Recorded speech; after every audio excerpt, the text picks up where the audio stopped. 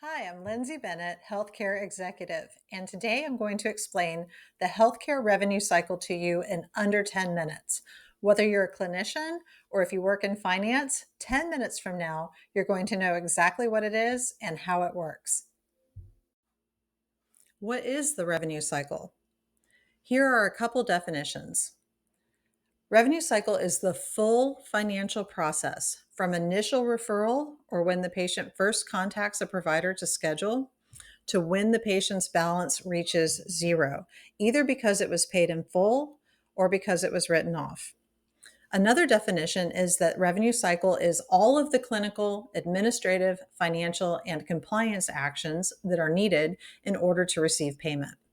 And the goal of revenue cycle is timely, accurate reimbursement for the services provided. This slide shows you the entire revenue cycle from start to finish, starting in the upper right corner with number 1, which is scheduling and patient registration. This is when the patient first contacts the provider to schedule, or they're referred by their primary care physician. This is where we gather demographic and insurance data.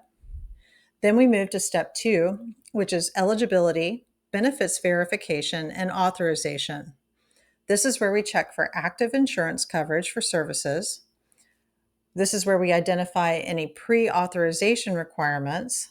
And it also involves coordination of benefits, which is to say the sequencing of payers if the patient has more than one payer. These two steps, step 1 and 2, make up what we call the front-end revenue cycle.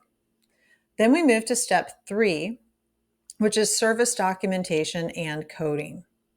This is where charges are captured through clinical documentation, and then they're coded so that they are translated onto a claim.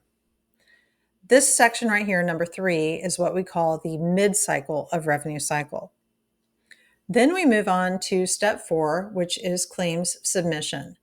This is where we scrub claims, we resolve errors, and the claims are generated and transmitted electronically through a clearinghouse to the payer. The next step is payment posting, which entails posting payments, but also posting adjustments. It's also where coordination of benefits takes place after the primary payer pays, and we generate a claim to any secondary or tertiary payers. And then the final step, number 6, is accounts receivable follow-up. So if after the payment is posted, there's still a balance left over, then at this point, we're going to do claims status inquiries to the payer. We are going to work denials and send appeals if appropriate. This is where any remaining patient balances that maybe weren't collected up front, we would have collections actions there.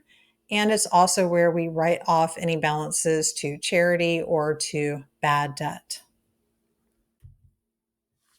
What's the significance of revenue cycle management? Well, first off, financial sustainability and cash flow.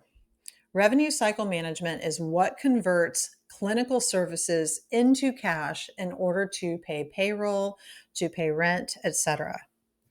Also, right now, healthcare organizations are facing margin pressures. That's because of labor shortages. We have a large portion of the healthcare workforce that is reaching retirement age that is driving labor cost inflation. We also have other types of inflation driving up costs. And margin is essentially revenue minus expenses. So, revenue cycle management, when it's optimized, is what helps you to increase that revenue line to offset those expenses. Otherwise, you're going to have the erosion of your margin. Compliance and audit risk. This is significant because non-compliance can pose an existential threat to an organization. Not only can you be shut down for non-compliance, but your organization can be fined millions of dollars. And this is because revenue cycle management involves compliance with payer rules, coding guidelines, federal regulations such as the False Claims Act, Stark laws, anti-kickback statute, HIPAA, the No Surprises Act, state regulations, etc.